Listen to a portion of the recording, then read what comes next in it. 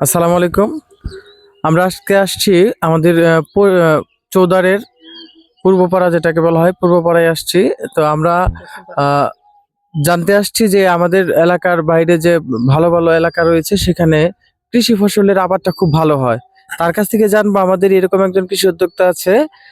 আপনার নামটা একটু যদি। আমার নাম নূর মোহাম্মদ। নূর মোহাম্মদ ভাই, আপনি এখানে কি কি ফসল আবাদ করেছেন? আমি তো আবাদ করেছি মরিচ, পরে আপনার ওই পেঁয়াজ, রসুন, মূলা, আচ্ছা, এইগুলো। কতটুকু জায়গার ভিতরে আপনার এই ফসলগুলো আবাদ করেছেন?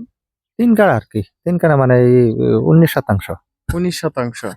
এখানে আপনার মূল ফসল হিসাবে কোন ফসলটাকে আপনি ব্যবসার জন্য করেছেন, বিক্রয়ের জন্য করেছেন? বেগুন বেগুন বেগুন ক্ষেতটা কোন দিকে আপনার? এগুলো বন্ধ। ওই পাশে, তাই না? হুম। আর এখানে যে করেছেন এগুলো এগুলা মরিচ।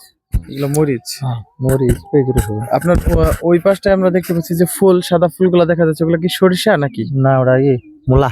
ওগুলো কি মূলা? হ্যাঁ। হ্যাঁ, আর মূলা যে ফুল হয়েছে এর কারণটা কি? ওইটা বিছন রাখবার লিগে আর কি। বেসন। বিছন রাখ। তো এখানে আপনি কি কি কি সার ব্যবহার করেছেন?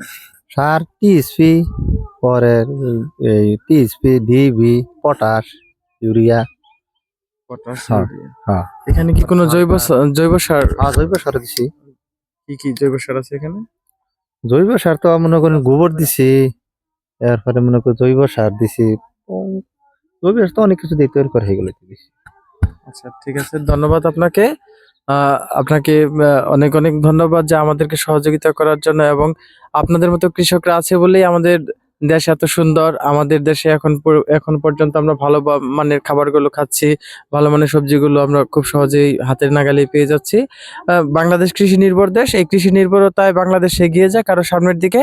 বাংলাদেশ দীর্ঘজীবী হোক, কৃষকেরা দীর্ঘজীবী হোক, এবং তাদের এই উদ্যোগগুলো জনমনে বয়ে আনুক শান্তি, প্রত্যেকের ঘরে ঘরে বয়ে আনুক